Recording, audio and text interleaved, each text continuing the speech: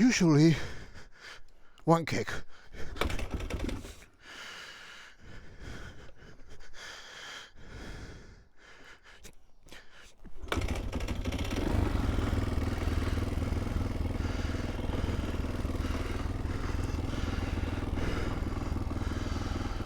Holy shit, good for your condition.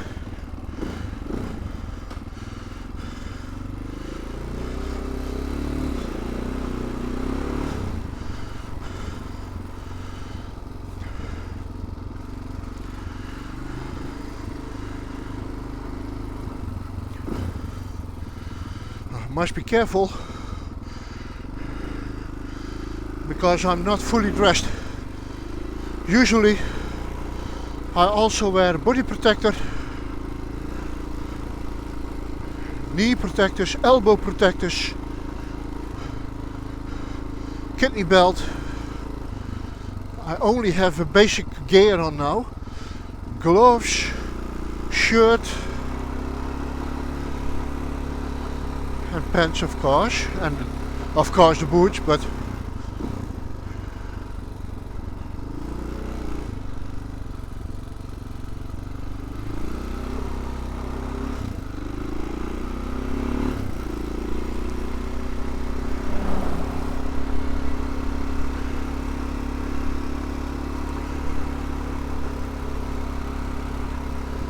not my motocross helmet, which is also black with fluor yellow. And that's because the camera on my motocross helmet is a very old Sony, good enough for motocross, but not good enough for serious quality of recording images.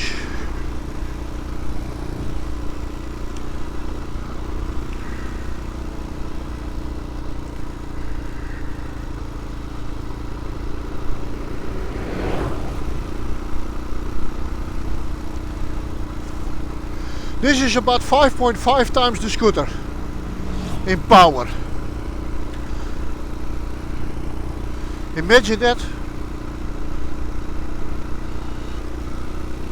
compared to the scooter. The scooter weighs 155 somewhat kilos with 12.5 horsepower, 125cc single cylinder 4-stroke. This weighs in 114 kilos, single cylinder 4-stroke. The 578 cc's officially.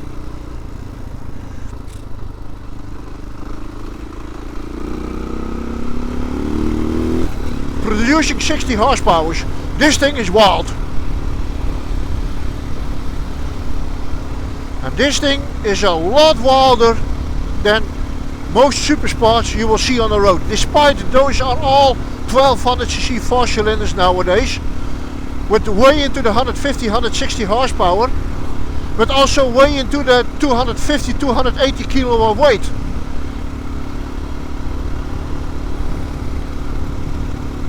On this bike there is nothing of luxury, nothing whatsoever.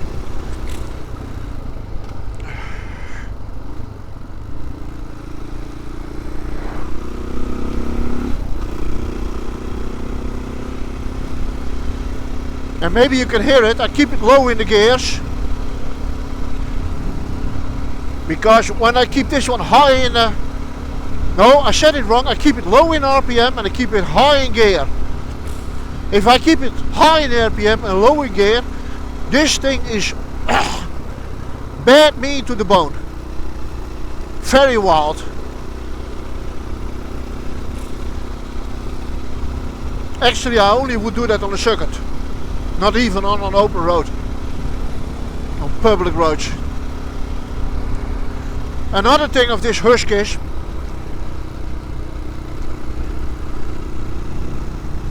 here's a position is forward, which means that the saddle is not flat. It is tilted forward. So the front end is lower than the rear end. And that is to prevent wheelies. On circuits in supermoto you don't want to make wheelies. Because your front wheel of the tarmac simply means less control.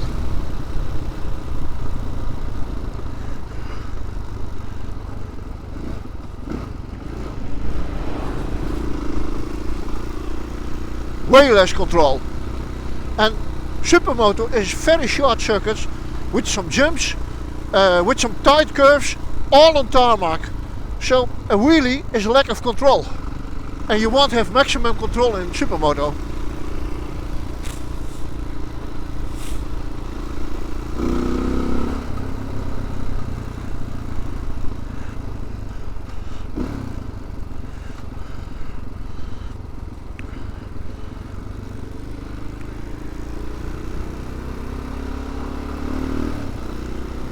Sees absolutely nothing in that mirror.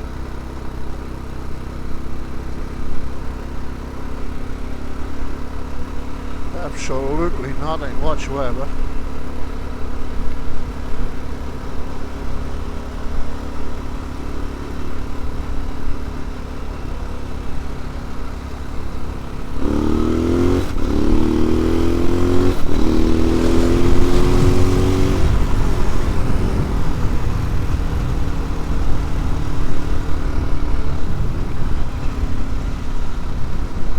Shifting 2 times, just tipped 100 km per hour.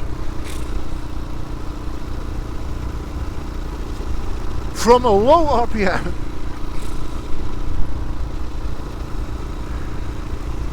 Now I haven't ridden the scooter for quite a while, because the scooter is in his final phase for his modifications for long distance travel.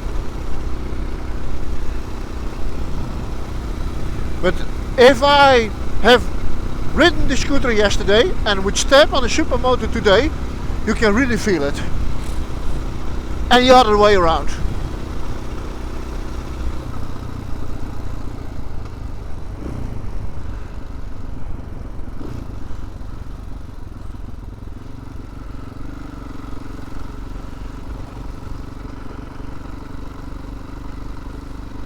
Quite frankly, for road use, my sprocket gear setup is not good. I already changed it. It had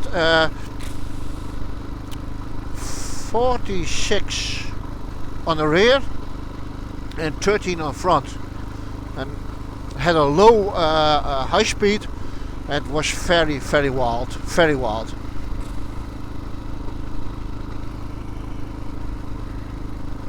And now I went to 46 on the rear and 14 in front, but I could easily do 15. The rally motor will have 15 in front.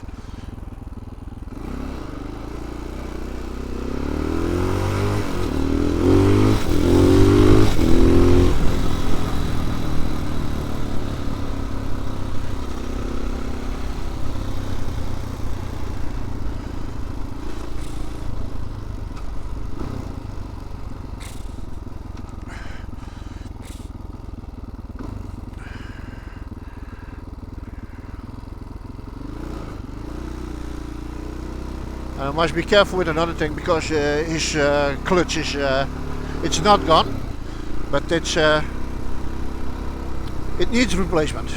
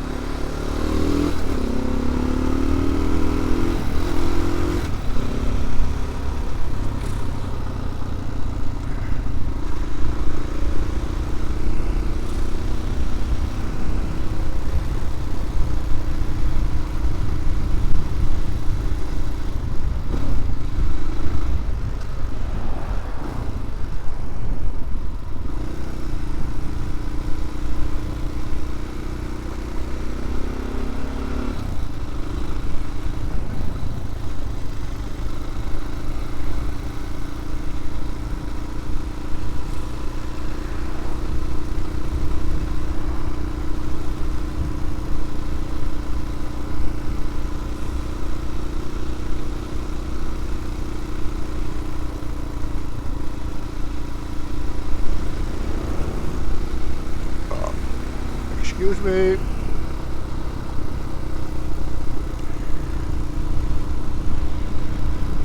Rivella.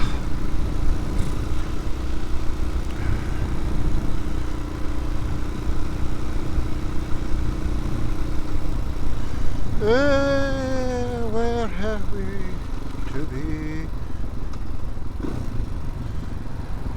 Barge Point.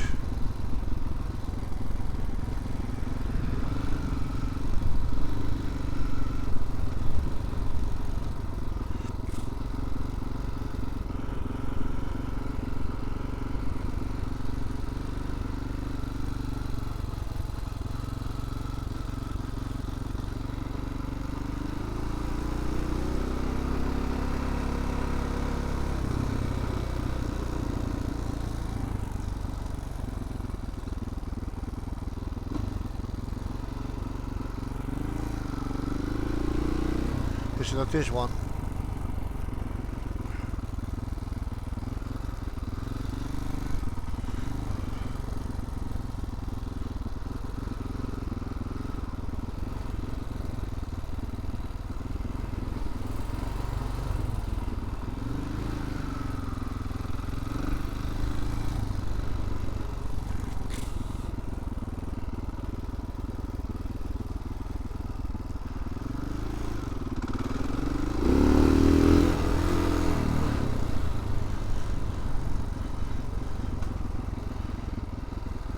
Was it Barge Point?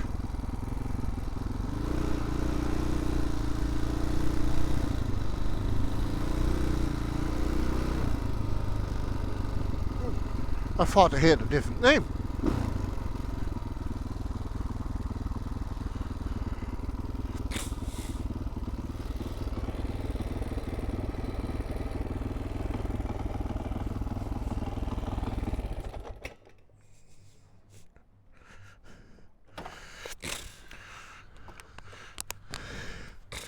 You can keep the keys over there. Nobody's gonna steal this thing. Seriously, nobody's gonna steal this thing.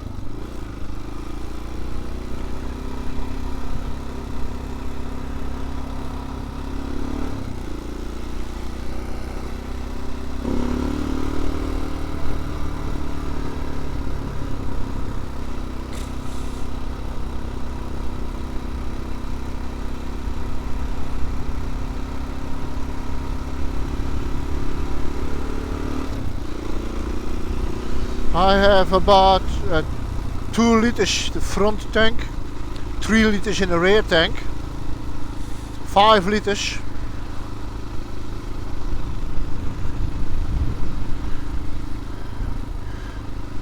$15 kilometers to the liter.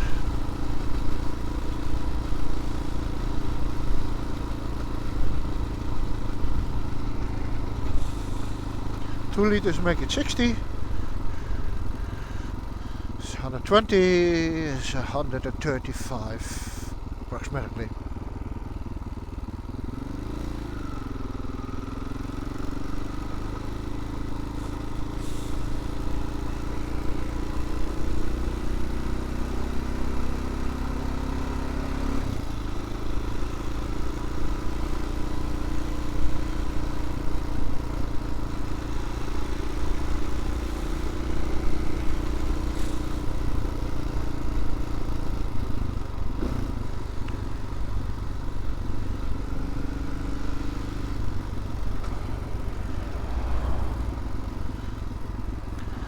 it is impossible that people don't see me. My entire gear is black with large parts of fluor yellow. That's very bright yellow. But because I'm recording this, I have my Scoot helmet on, which is modified to a professional helmet camera.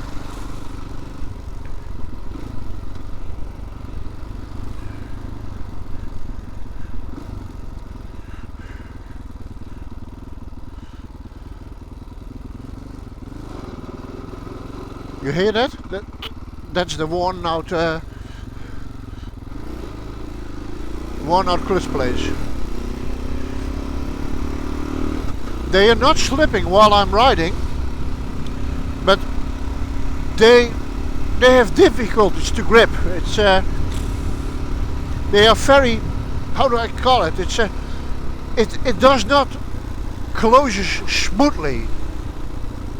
On high RPM he does, on low RPM he don't.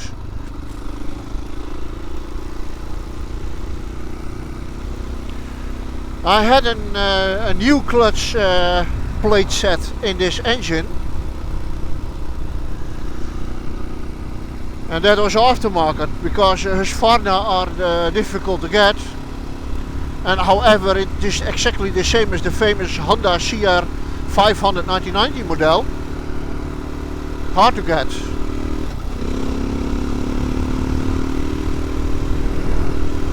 I can do a little going around, but I must be careful because I am not in full gear, so it's a little unsafe to ride actually now, especially in traffic.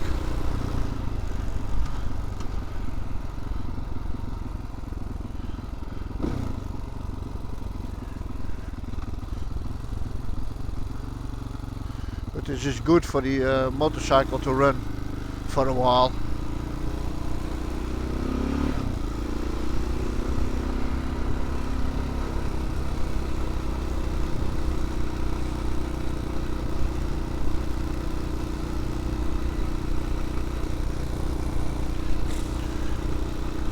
And here at the 30 kilometers on, you can hear it, the engine now, it doesn't run well.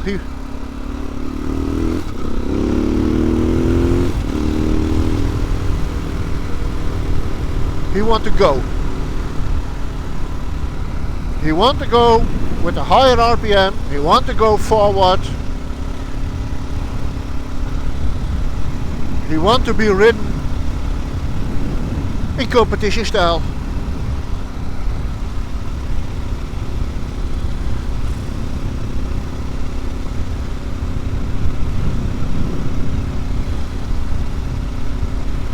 It's a cold north wind. Despite it's 22 degrees, wind feels cold.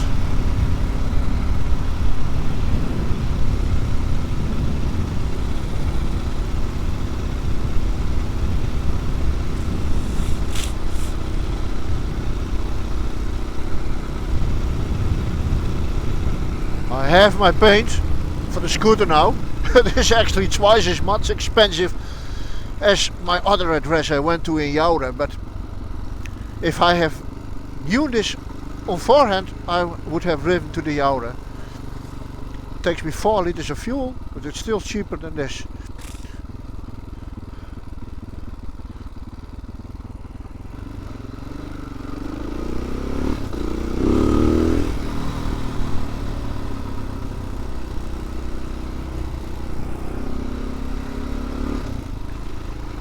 This thing is really pulling on your shoulders. And if you're not aware of it,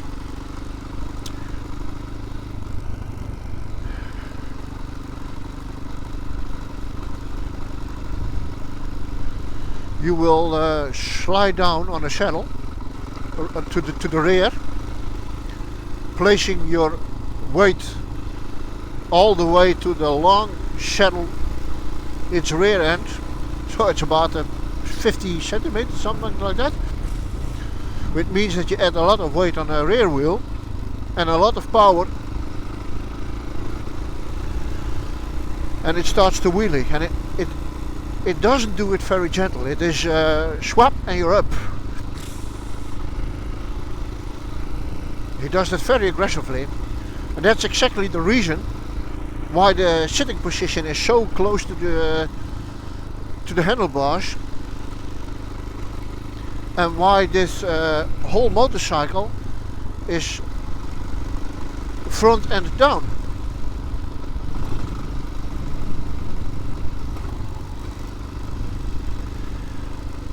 Wheeling around is beautiful, but in competition it's not always the best thing.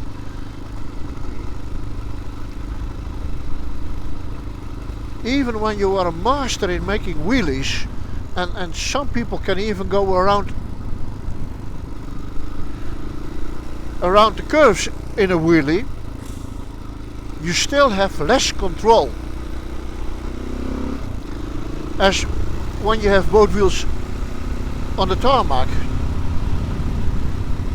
And that's the whole thing. If you ride in competitions, then there are other riders all around you. So you need that maximum control.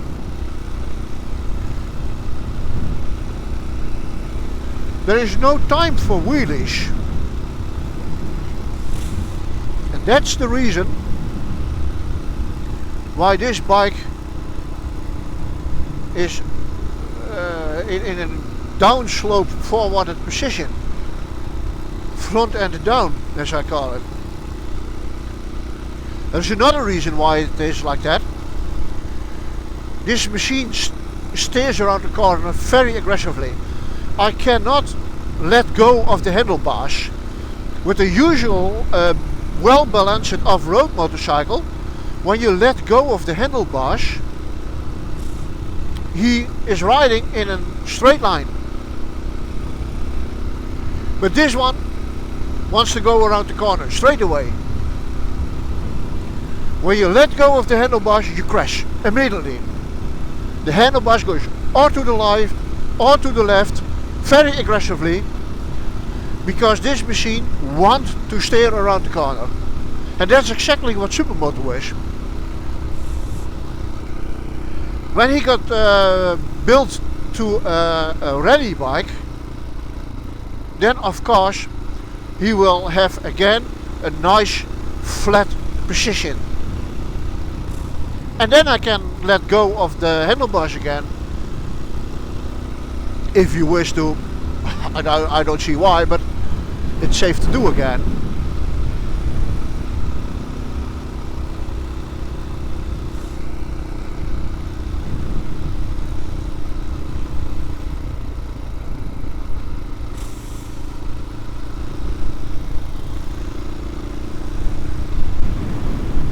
And that's the nice things of this kind of competition enduros. That is what it originally was, a competition enduro. They are all based on motocross bikes. You have all the same setup in suspension, in saddles, in frame, in everything.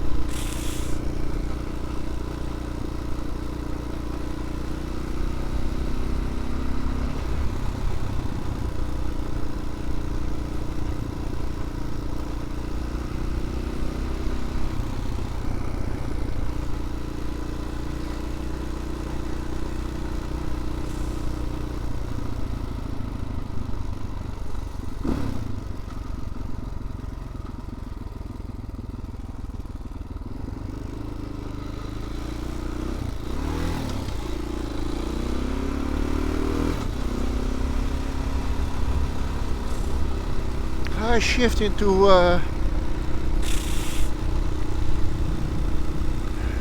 neutral. That was a little lower than I thought.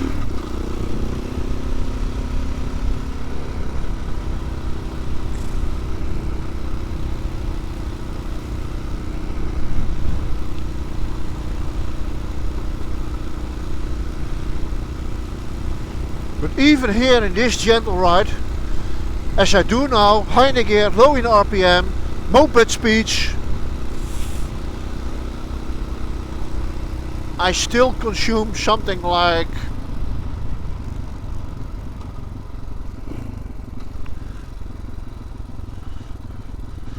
I think 17 liters, 70 kilometers to the liter.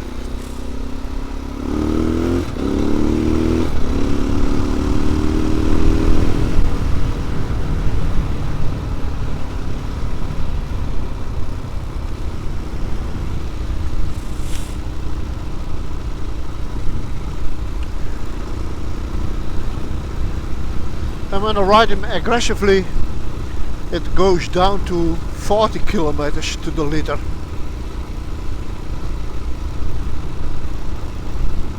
But that's the price you pay for those big amount of horsepower.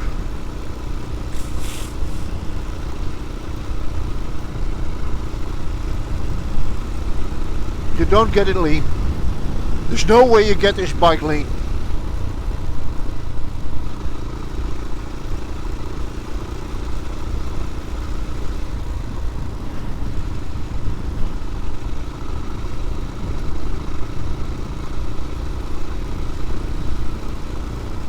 The carburetor of this thing, the air vent is almost the size of the piston of the scooter, and that tells you something.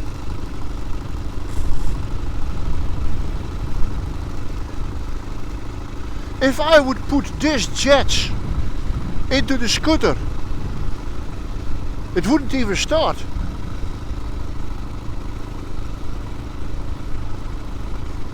I needed the bucket on the end of the exhaust.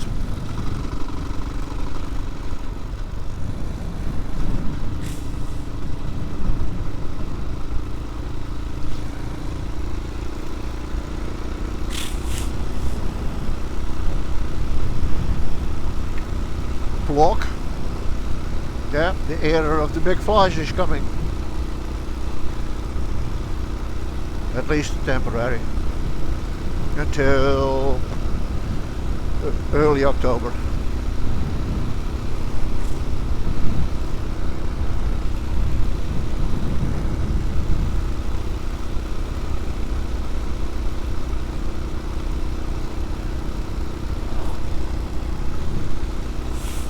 But somehow this is fun to ride. But everything is shaking and rattling and pulling on your shoulders, and the handlebars are shaking you apart. And an amazing thing is, despite this amazing suspension and this long suspension travel, there is a big feedback from the road.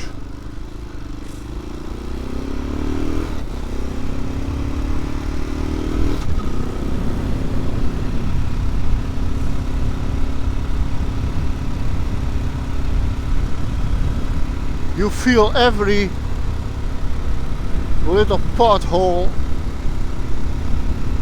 every crack.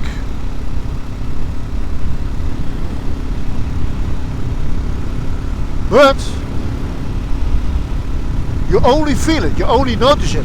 It is not that you're shaking and jumping around on your bike. It just let you know, hey, this is your surface you're riding on. Dirt bikes do exactly the same thing.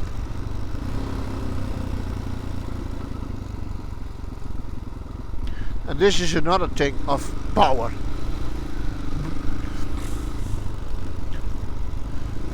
Before that corner at the house, I was braking without brakes.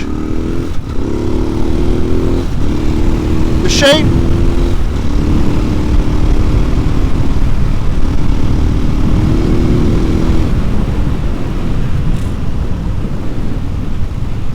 Be careful.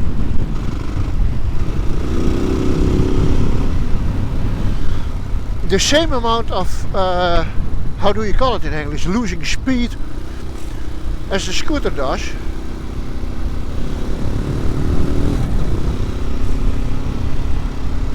But only on compression, without brakes, just on compression.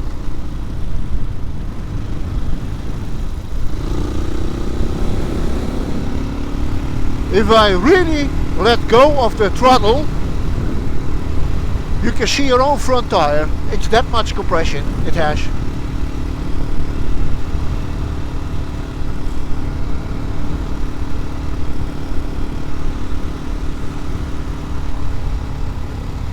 But this thing, it doesn't have a piston. It has a bucket.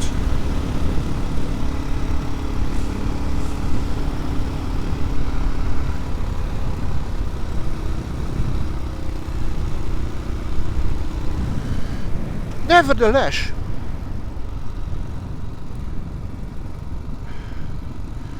the comfort scale of this bike is -100. The only thing you can call somewhat comfort is that long suspension travel.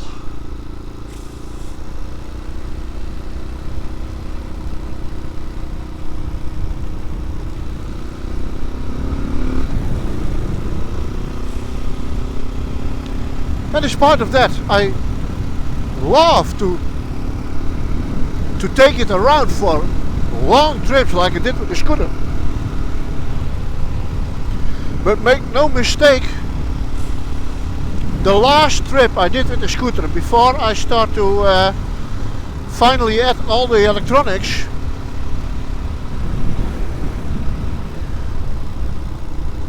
it was maybe the trip before the last one. I'm not sure, but one of the last trips I did on a scooter.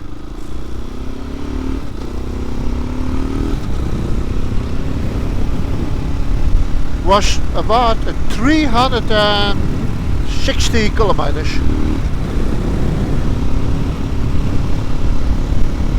Just over half a tank. If I do the same route with this one, I have to refuel 3 times.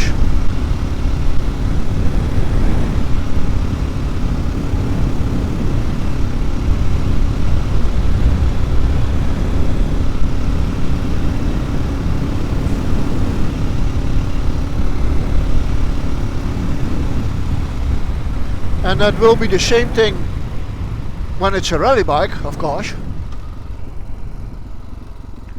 But hey, those things are not made to be lean.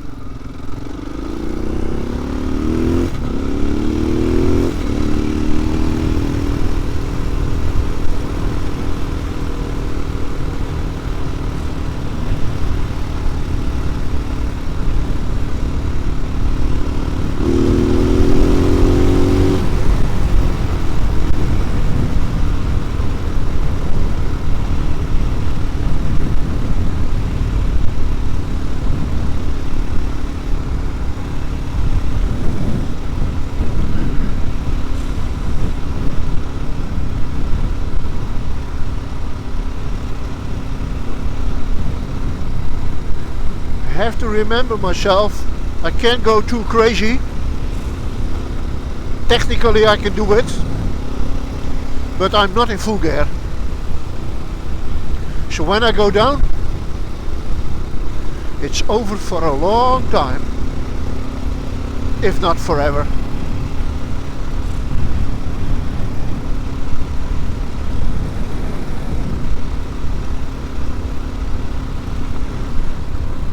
Agressieve buizerd. It's a warning for aggressive bird of prey.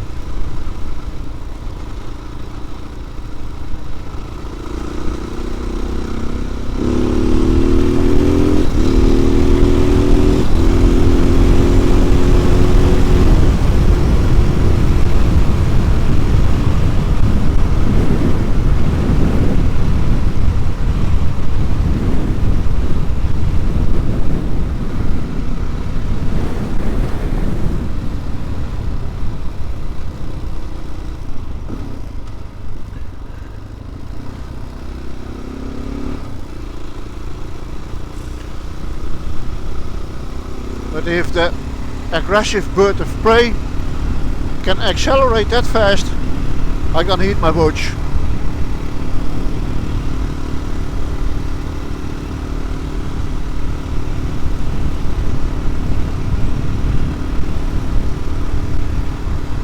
strange. They have a sign on the roadside that says, watch out, aggressive bird of prey. You never see signs on the road that says, watch out, aggressive human being.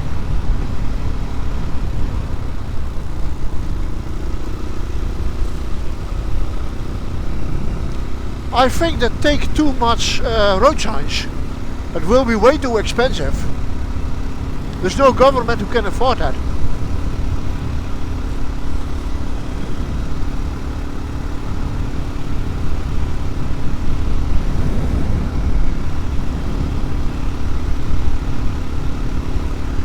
Riding 60 kilometers an hour now. The sweet spot of my scooter using 48 kilometers to the liter, and this 70 to the same liter.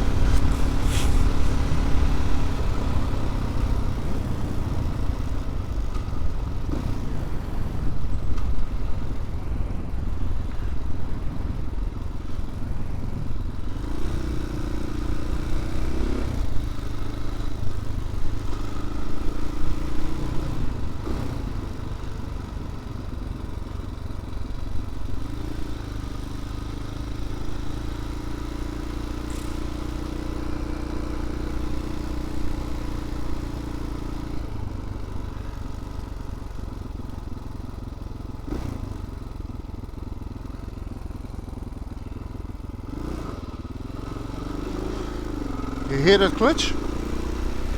It's just a clutch plate. They make that noise. It doesn't slip, by the way, not at all.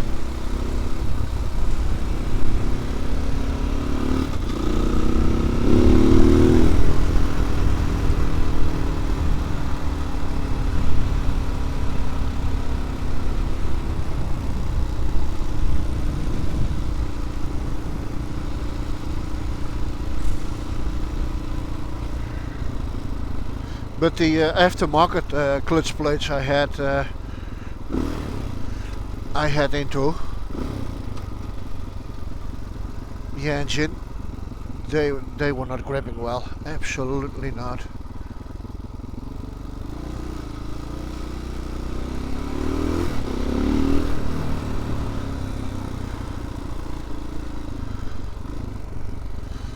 Oh. They had a hard time to get them in neutral for some weird reason, but they were very strange clutch plates, so I put the old ones back. Despite this, they're still better.